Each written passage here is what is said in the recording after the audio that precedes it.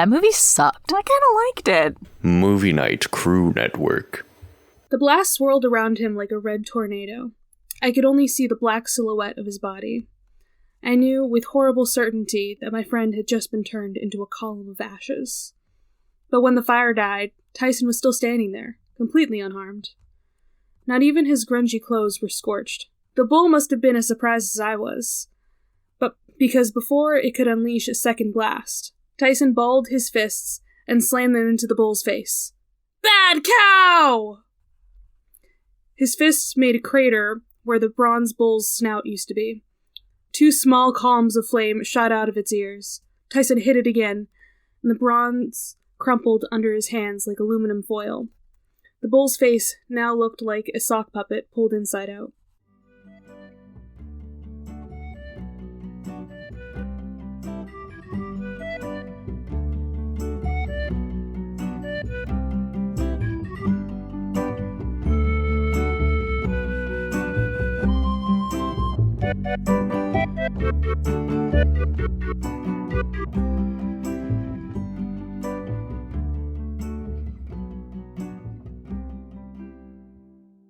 Welcome to Of the Eldest Gods, where we discuss Rick Riordan's role as our godly parent.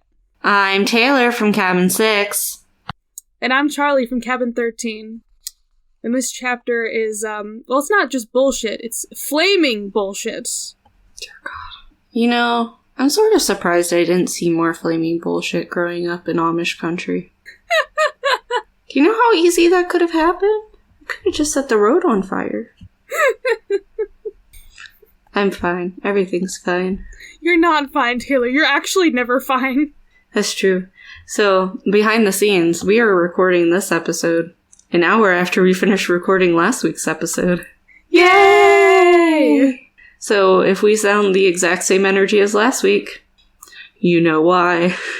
It'll be slightly less chaotic, though, because we won't have the third musketeer. we are a man down. We are a Mott's down. We're a Mott's man down. No. And all for... what even is the name of this chapter? Tyson plays with fire. I love playing with fire. I think it should not be as frowned upon. Taylor, are you a firebender? No, I'm probably an earthbender. Okay. I'm either You're earth grounded. or water. Well, if we're going by my zodiac sign, I'm a waterbender.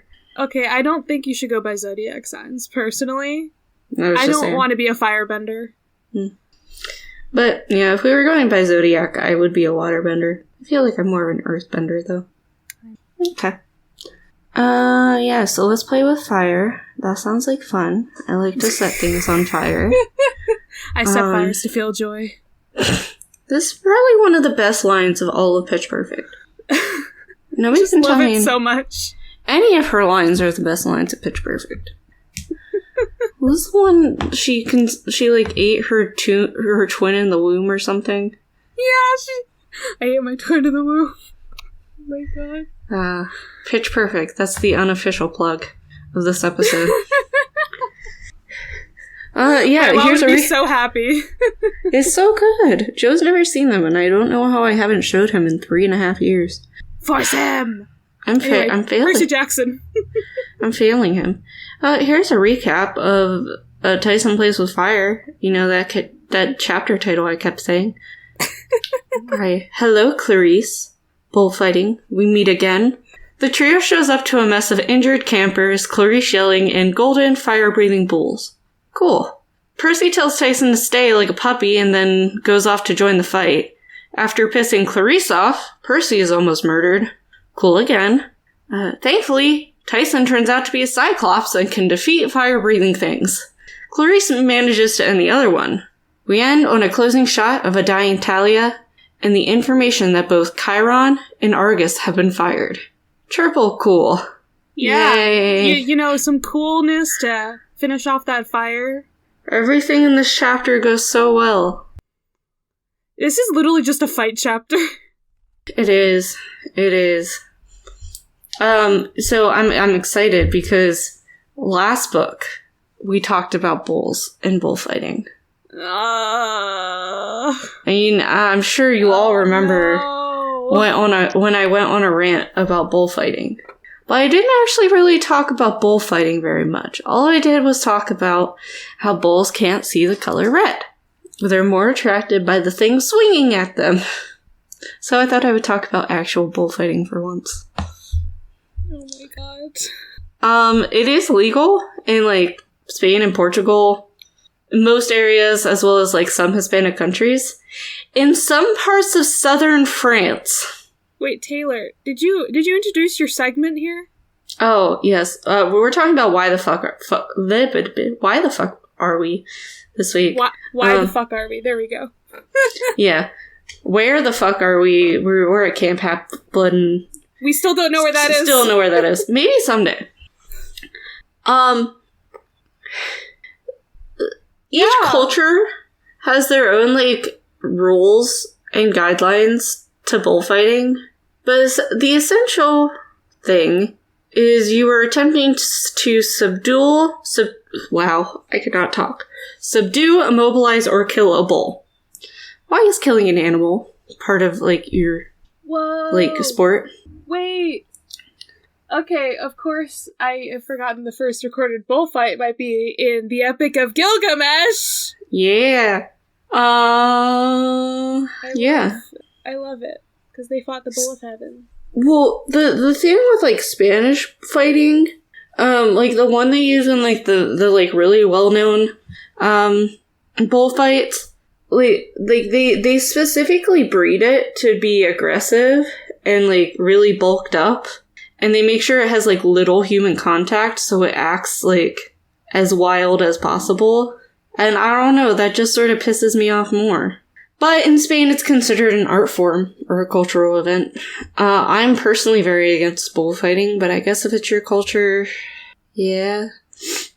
But bulls are also really highly related to Crete and everything, obviously, because we talked about the Minotaur last time. But a lot of the frescoes you see in Knossos, which is the capital city of ancient Crete, will feature bulls, not just the Minotaur, but bulls in general. It was a sacred thing in ancient Iran with the Zoroastrians. It's not just a Hispanic, Spanish, French, Portuguese thing. Like, it's been around for centuries everywhere, including Charlemagne. Charlemagne used to, like, just enjoy watching bullfighting. Yeah, it's weird. So, there is different styles of it.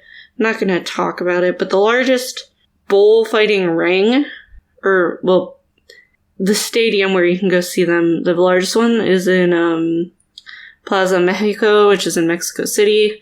So you can be one of 48,000 people watching bulls die. Yeah, not a fan. It also, in, like, traditional bullfighting in Spain, it's often called the Corrida de Toros, or the coursing of bulls. Did you hear that through my mic? Yes. What the hell? Okay. Anyhow. Ghosts. There's actually 3 matadores, and each matador has 2 bulls they fight, and they also have 6 assistants.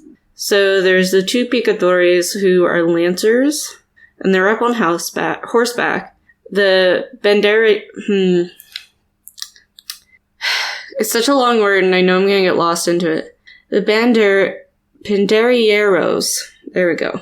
And they sort of work with the matador as the bullfighters. And then there's the mozo de espadas, who's a sword page. And essentially, they each sort of stab at it to, like, wear it down, and then the matador is supposed to basically take the last jab. And it's, like, in stages. So, like, you injure it once, and then you injure it a second time, and then... The last stage is literally called a third of death. It's a Tercio de Muerta. So, I don't know. I'm just, like, personally not a huge fan. The red cape comes out in the 3rd stage. But other stages use, like, pink and yellow, and it's not just red. A lot of the places are changing around, so the bull isn't physically injured, and it's more of a performance. Sometimes there's more just acrobatics, and it's really just people trying to avoid the bull. It's more like teamwork. I mean, I'm all for that. Like, if you want to do that, you can do whatever, but I don't know. I have a problem with animals being needlessly murdered. I get it's a cultural thing, but I don't know, I'm personally against it. I hope that doesn't offend anybody out there. Which you do you, but So yeah. Yeah, so bullfighting isn't just like one person facing off of a bull. It's like a whole like ceremony thing. Literally, they have it split into 3 rounds. It's not just you, there's 7 of you on the field. Like, there's actually 2 bulls. You're not just using a red cape. There's just so much going on that isn't just like what the stereotype is. Now, don't get me even started on the running of the bulls. That's just dumb.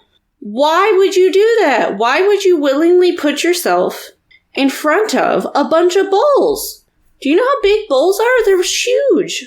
People die because of this. Why do they do it? I don't know, Taylor. I'm gonna let you talk about the Colchis bulls, because now I'm gonna cry. I wanted to bring up something slightly funnier, to wrap up your conversation. Yes. Because you see, like, the images, like, of, like, Knossos and Crete, the bull leaping, on the frescoes. Mm. And I just wanted to bring up, an image. I might resend it to you so you can remember what it looks like. But the one not chapter. The book not cover, this. Yep, the book cover where Percy's leaping over the Minotaur looks exactly like that fresco. And why is he in tidy? Because he's described that way. I know, but like the rest of it isn't how he's described. Yeah, well, he's gotta be like, he looks like I don't know, he looks like a buff man. Germany, why did you do this? Please. I love it so much. I love the fact that it's a reference to, like, the frescoes and the bull leaping. He looks the same. Maybe, have we shared this image? We need to share this image. Yeah, I like our socials. I don't know if we've shared it on their socials. You gotta remember to do that. We should remember that. Editing Taylor, remind us to share this on the socials when this episode comes out. Remember that for later. Because I just love it. Does that make you feel a little bit better, Taylor? No! Why does that image exist? Because it does. And, okay. And now I will go to something that I can't really pronounce.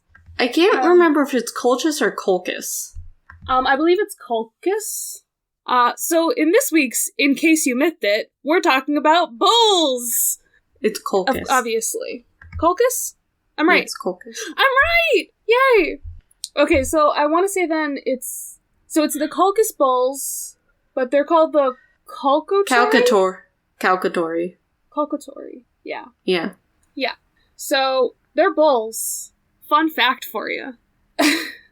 And they appear when, Jason is trying to get the golden fleece. Yeah. Huh. I don't know. What's that? I don't know. It's this, like, cool thing in mythology, I guess. So yeah, there's 2 of them, and they're bronze, so it says they have bronze hooves, bronze mouths, and they breathe fire. Yeah, so Jason has to fight them. He has to yoke them and use them to plow a field. With dragon teeth. Yes. We'll talk about the dragon teeth eventually. We'll get there. That's a weird-ass myth anyway. But, yes, he has to, sew those into the ground. So he survives fighting them by rubbing his body in a magical potion provided by, his Medea. I have thoughts and feelings about Medea and Jason, and how Jason is a complete and total dick, and Medea deserved better. Yeah. Yeah. And she's the daughter of the king who, puts him up to this. Mm-hmm. To AETs. Yeah. Yeah. And Medea has one of the most stressful stories. I would very much recommend watching the OSP video about Medea for a complete story on her, just because, wow, it's a time. She got fucked over by everybody, and she deserves so much better. Yeah, it's interesting. So our August book club book was Ariadne by Jennifer Saint, which was a straight retelling, which sort of was annoying. It didn't really elaborate or anything, but whatever.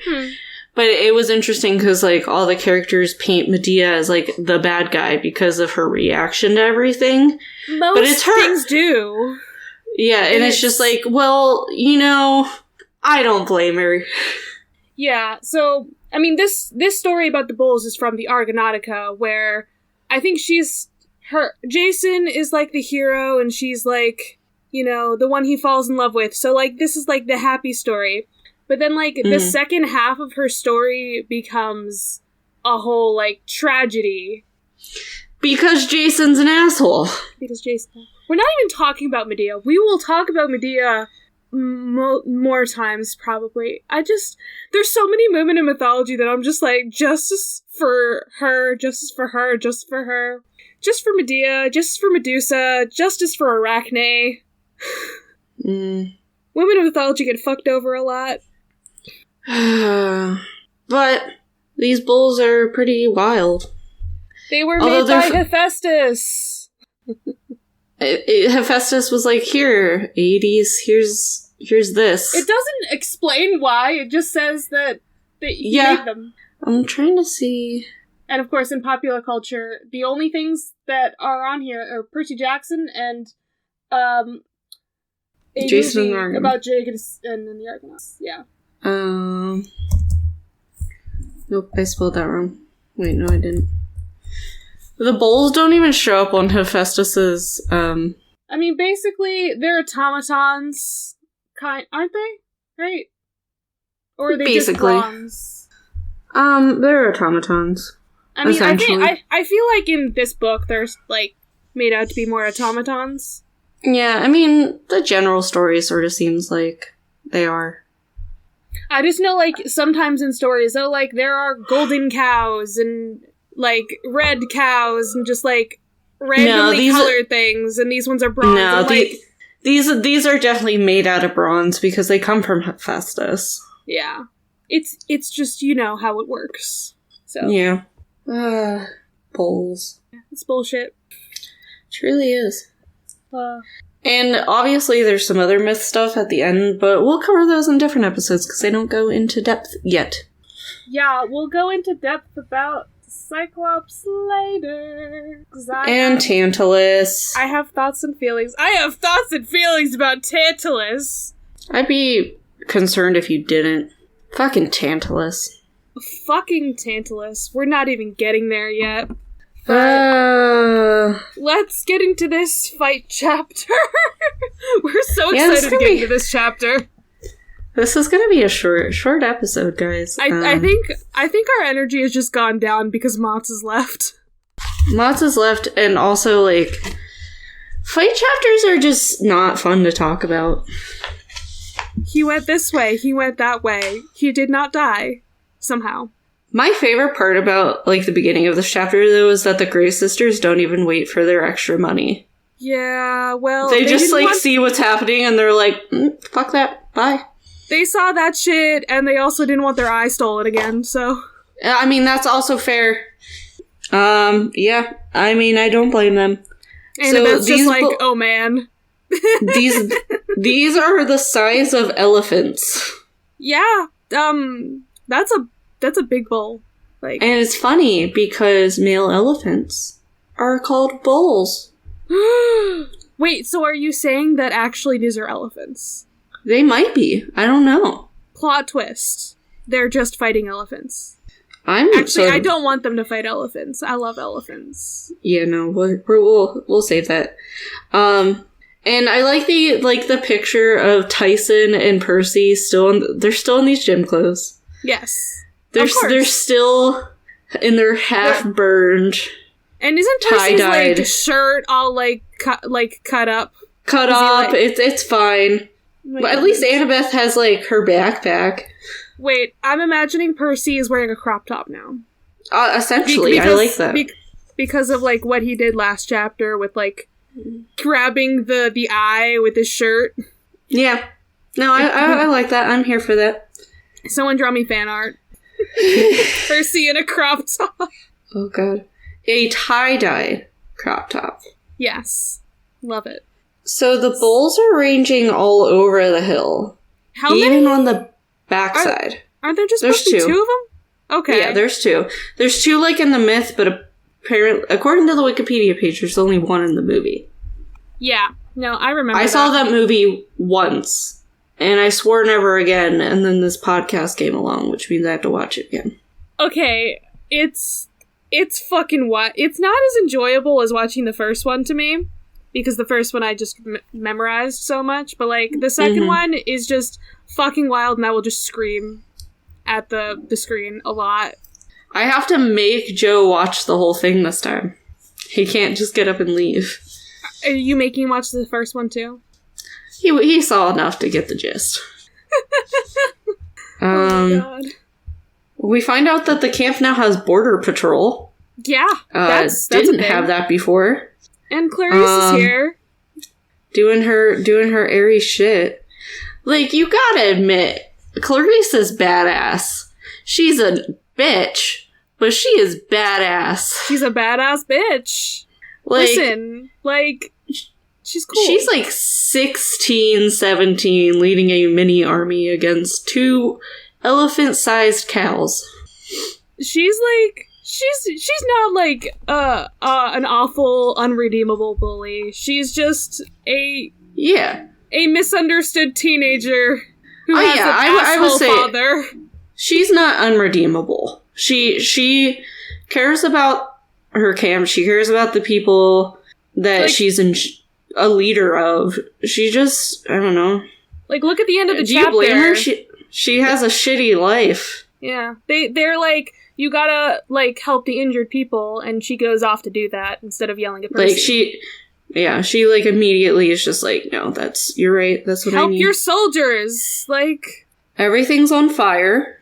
Like that fiery mohawk. I love that. Yeah. The horsehair plume is on fire. Clarice's armor's charred. She has a broken spear shaft. Because, reminder, she doesn't have her cool one from Ares because Percy broke it last book. Yep. It's fine. That one actually probably really would have come in handy in this chapter. Because wasn't it, like, electric? Yep, it was electric. I'm pretty sure that would help against these bronze bulls. So, especially if they... And Percy, they are like, automatons, she could just short-circuit them. Yeah. Percy, how dare you? Tyson, like... Percy basically tells Tyson to stay like a puppy. And Annabeth is like, no, we need him. And he's like, but I don't want him to die. Don't kill my sweet summer child. She makes a joke about, she says that there's Medea sunscreen SPF 50,000, which is such a good small reference to the story. Like the original myth. Well, we did talk about Medea for a second, so... You know, it worked.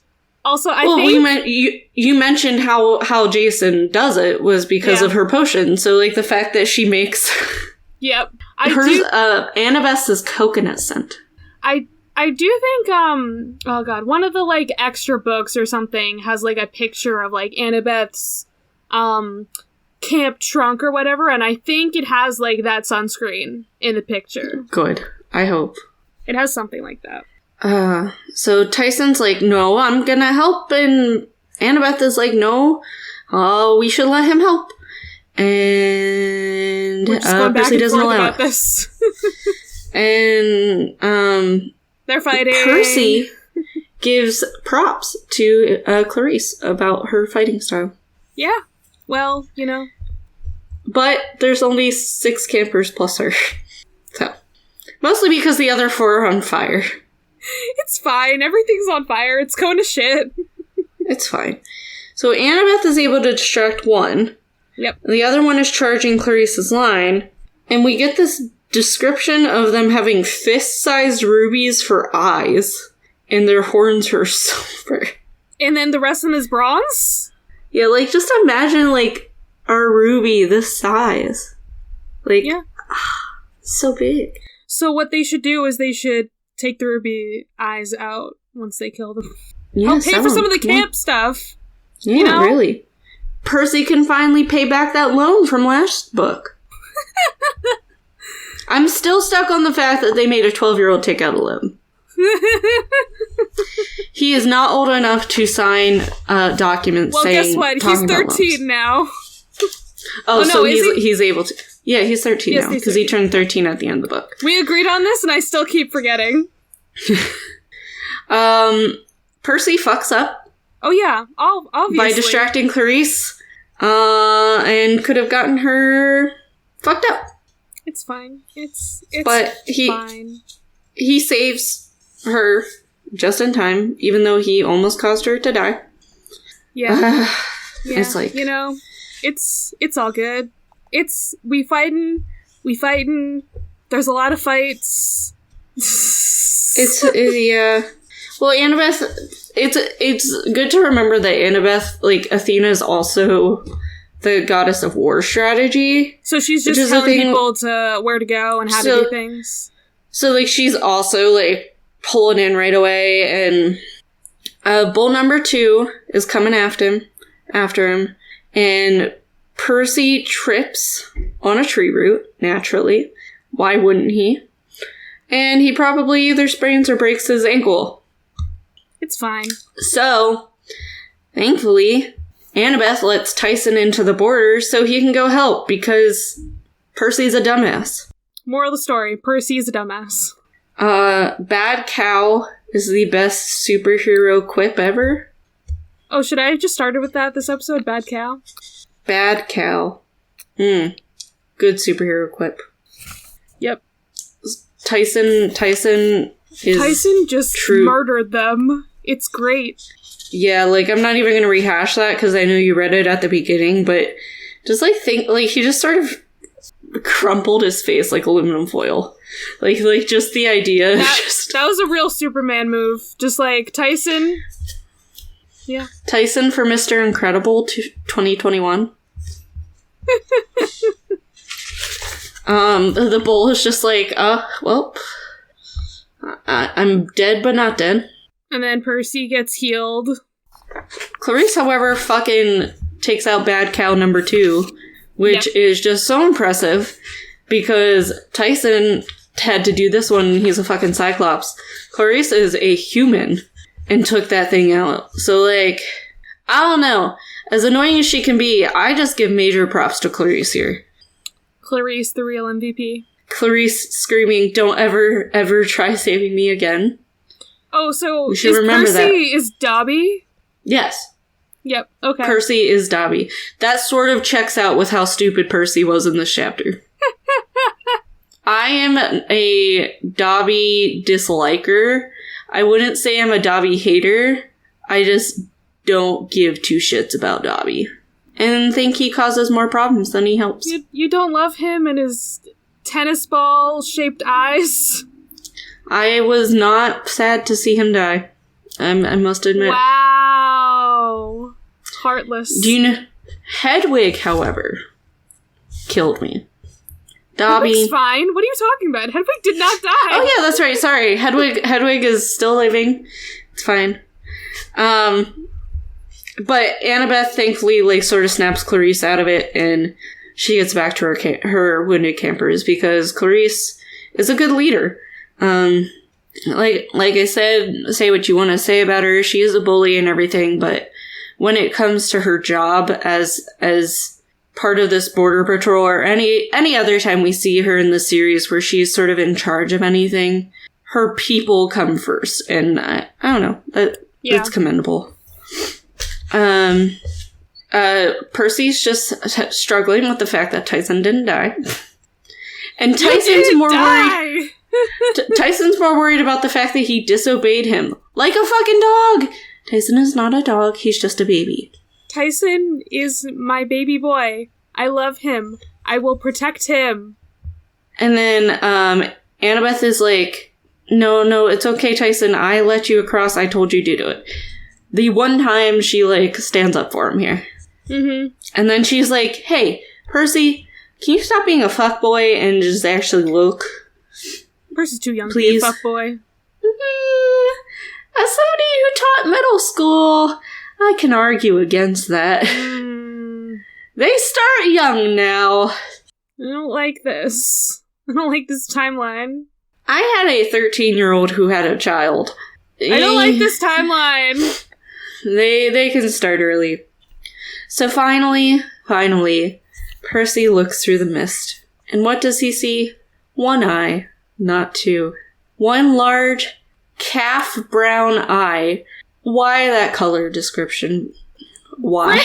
Rick, please, why? Explain this. Just make it brown. Brown. Or any other description of a brown thing.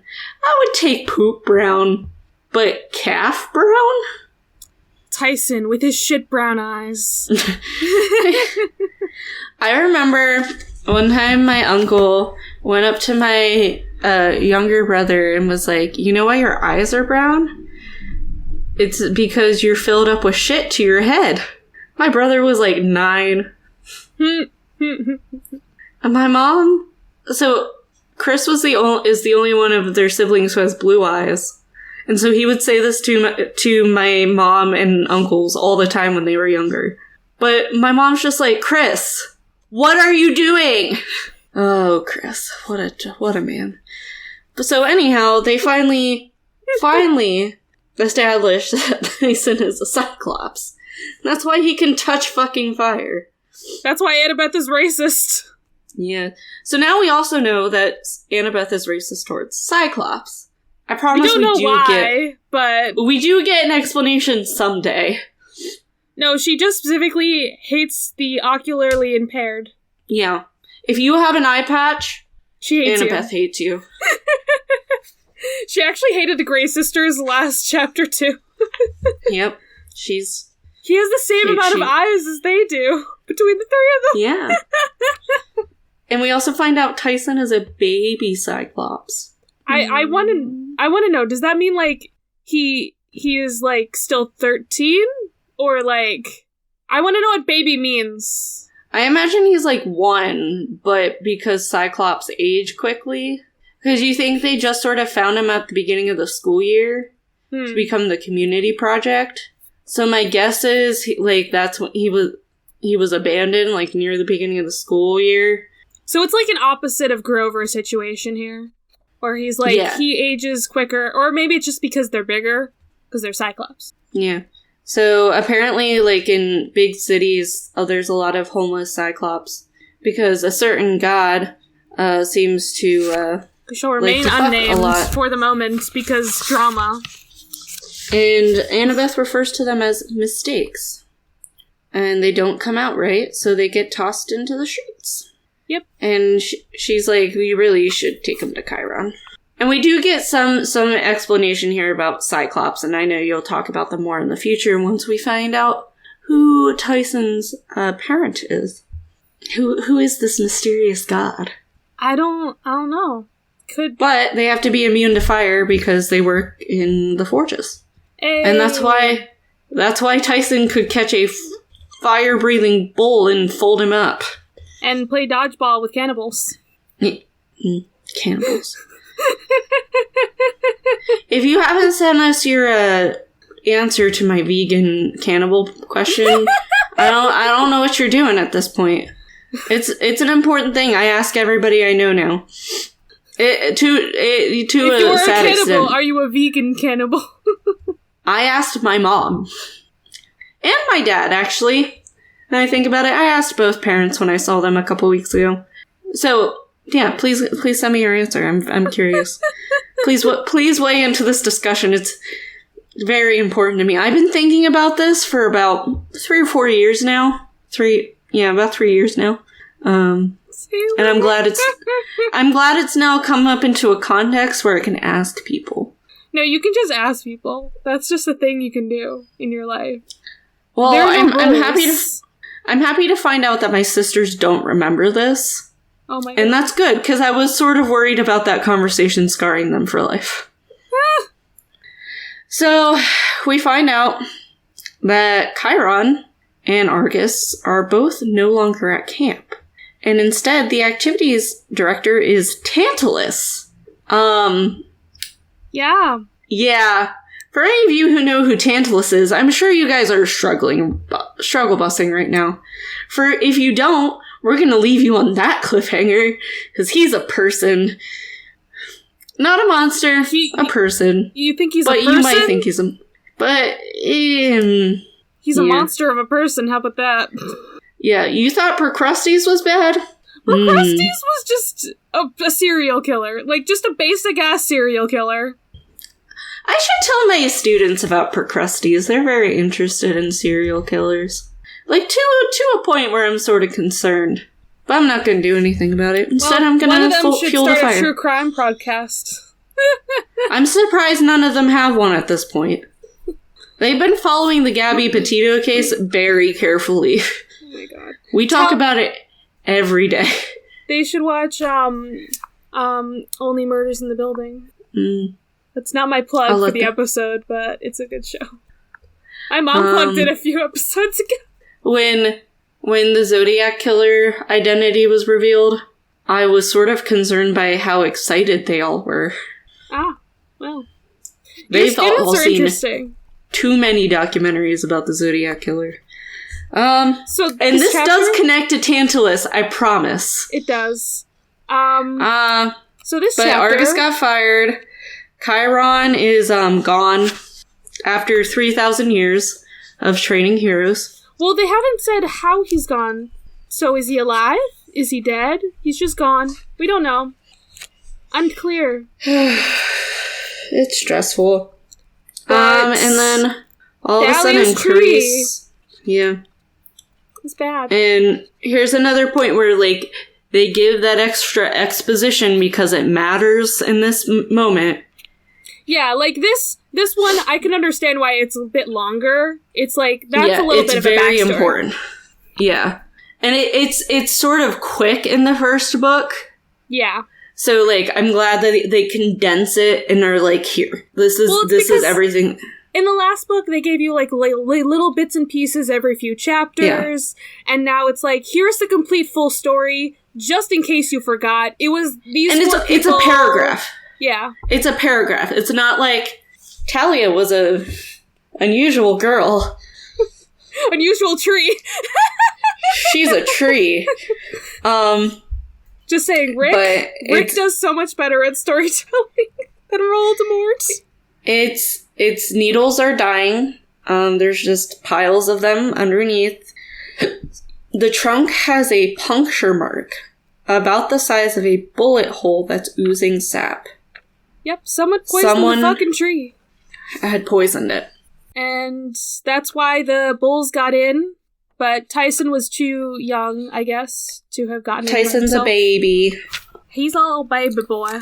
So, it's stressful because, there's like a pretty famous tree poisoning case, out of Auburn, a few years ago now, where many people probably know, if you're American, that Alabama and Auburn have a pretty big feud happening. And the one year at the Iron Bowl, when they'd play, Auburn beat Alabama. Now, Auburn has this tree that they like had a bunch of traditions with and everything. It was a big part of their culture. Well, an Alabama fan went and poisoned the tree so it would die in retaliation to the football team losing. And, like, there was a chance of the poison seeping into the town's water supply. Yikes. So at least the poison isn't, like, poisoning their, like, water supply that we know of. That story pisses me off so much, you don't understand. The guy and the guy doesn't feel any remorse for it. So mad. So anyhow, yeah. Okay, what a bummer. Taylor? No, I get very passionate about people ruining nature for no reason. Hence, why I don't like bullfighting. There's a lot of things you don't like. Correct. So what's your plug this week, Taylor? My plug is Two Can Keep a Secret by Karen M. McManus. You may recognize her as the author of One of Us is Lying, which is now a Peacock show, apparently. I don't read a lot of YA anymore, mostly because it's so predictable. But because I liked One of Us is Lying, I decided to actually listen to it. But I listened to Two Can Keep a Secret, and it is very hard to surprise me. Especially when it's like a murder mystery sort of thing. I did not see the end result coming at all. And I listened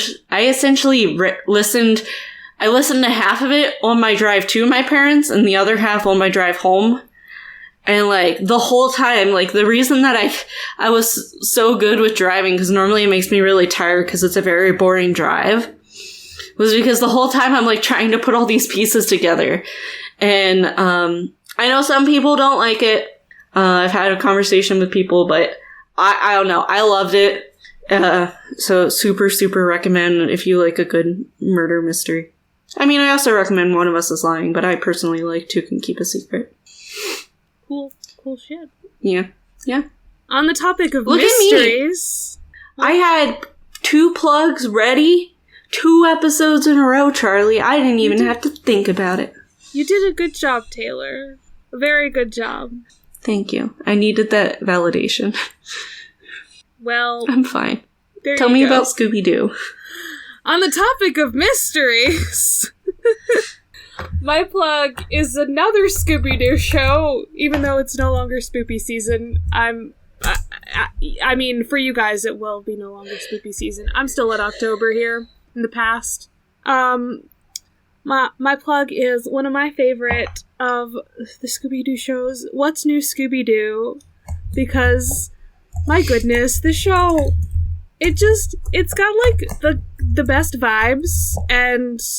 Of all the campy, like, Scooby-Doo shows, I think it's the best. It's not the best overall out of all of the Scooby-Doo shows, because one of them is plot-driven, and that's obviously the best one ever. I'll get to it when I rewatch it. But What's New Scooby-Doo is great, and there's a lot of Simple Plan songs in the show. And I just love the music of all the chase sequences in the show, because it's good stuff. Yeah. Yeah, I part of me wishes I had been allowed to watch Scooby-Doo growing up. Like, it sort of makes me sad. Well, you should watch it now. But I still need to watch Squid Game. Are you watching that because Jish loves it? Oh, no, it's mostly because my kids talk about it nonstop. Okay. My kids respect me because I'm only 23. But you're an old lady. But they're like, why don't you watch anything? And I'm like, because I'm too busy grading your shitty papers. That's not what I said, but that's why I have no time. Yeah, that's completely fair. I didn't get to tell this story. I sort of want to tell it here. Okay. I was grading a paper the other day. The prompt was Reconstruction a success or a failure? And they had to use 2 primary sources. I provided all of the stuff for them. This kid wrote me the most stream of consciousness thing I've ever read in my life. No punctuation, it looked like he just had thoughts and needed to put them down. He answered the question yes, or no, he answered no, which is what I agree with. And then he gave me a brief reason, but then it somehow moved into the Tuskegee syphilis trials, And he was like, no teacher has ever told me about it besides you. And I was like, that doesn't surprise me, but that didn't happen during Reconstruction. But then the craziest turn it took was it ended with Joe Biden. Please tell me how that related. And that's why I have no time to consume media. Because my brain is just trying to figure out what happened. Oh boy. It was... Your students. I had to have my coworker come over and read it. Because I was unsure if I read everything correctly. And she's like, what the heck? Except she accidentally yelled fuck in the middle of the office. What the fuck? I was like... And the thing is, as one of the high school assistant principals works like, I don't know, 5 cubicles down from me. I was like, maybe don't yell what the fuck. So... Wonderful. That's why I struggle to have plugs. Because my brain is trying to figure out what? Hopefully, I'll probably have a plug this Thursday because I have book club with my kiddos on Tuesday. And they're bringing scary short stories, so I'll have a plug, I promise. I will have more Scooby-Doo to plug. But you know Good. why? You know why What's New Scooby-Doo is important? Why? Because it establishes that Velma and Daphne live together in a house, and Fred and Shaggy and Scooby live together in a house. Why does that give me such joy? And that was the Valentine's Day episode. I can get Velma and Daphne to an extent, but Shaggy and Fred are about as opposite as you could possibly get. I saw fan art of the two of them as a couple, and I'm like, okay, I ship it now. It's done. No, that's not a couple I can get behind. No, Velma and Daphne. Yeah. So, but me. you know how this works. Fred takes Shaggy to like the sports ball games, and then Shaggy eats all the food there. And he's just having a blast, and Fred's having a blast, and that's how their relationship works. Fair. At the sports ball game yesterday, I made Joe buy me hot chocolate and Sour Patch Kids, and that's why I was happy. That's the only good thing about sports ball games. It's food. Oh, yesterday's sports ball game made Taylor very unhappy, so I needed hot chocolate and Sour Patch Kids. I'm glad you got them. This episode is so short. It's fine. We're fine. Everything's fine. We've been recording for 55 minutes, and probably once I take the silences out, it'll be like 45. It's fine. I looked at the recording halfway through this, and I'm like, wow, we've only been here for a half hour? What? Oh my goodness. This has been a fun time. Yeah. Yeah. We need to end the episode. Okay. Okay. Hey, Charlie. Get out of my fucking cabin. No!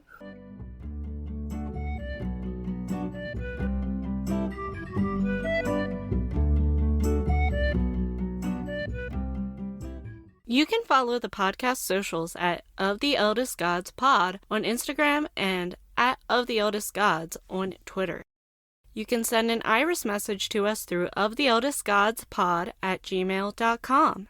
You can follow me, Taylor, at Taylor from Cabin 6 on Instagram, and Historical Femme, spelled FEMME, on Twitter.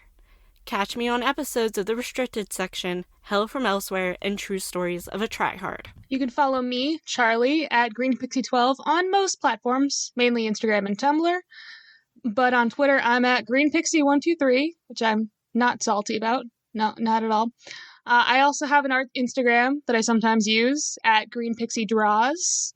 I sometimes do the YouTube thing on my channel, Charlie Mack. That's MACK. Our music was written by Nora Strauss-Riggs and recorded and edited by Ian Emmerich. You can find Nora at Kane_I, that's I as in the body part, on Instagram and Twitter. Feel free to message her about making music for your project or editing your pod. She's the host of Siblings and Fandoms, where Nora and her sister Maddie talk about fandoms they're part of, ones they're not, and everything in between. She is also the host of Modern Musical Origin, which is an informative show delving into the history of different instruments and styles of music. You can find both of those pods on all the major podcasting apps.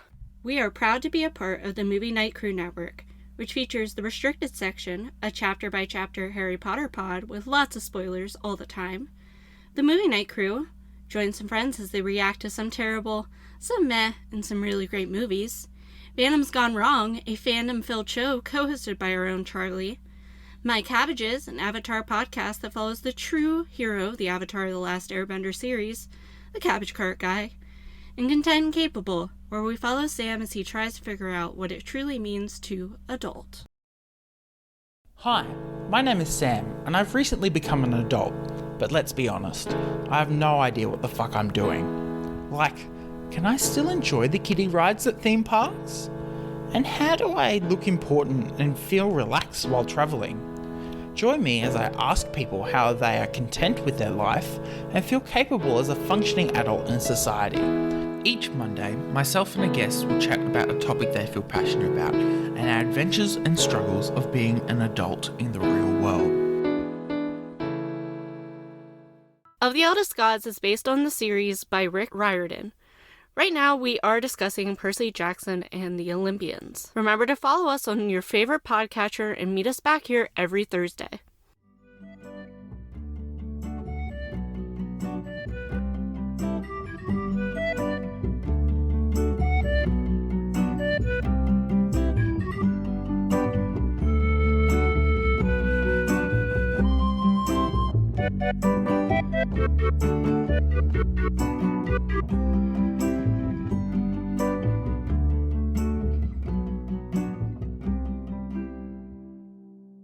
That movie sucked. I kind of liked it. Movie Night Crew Network.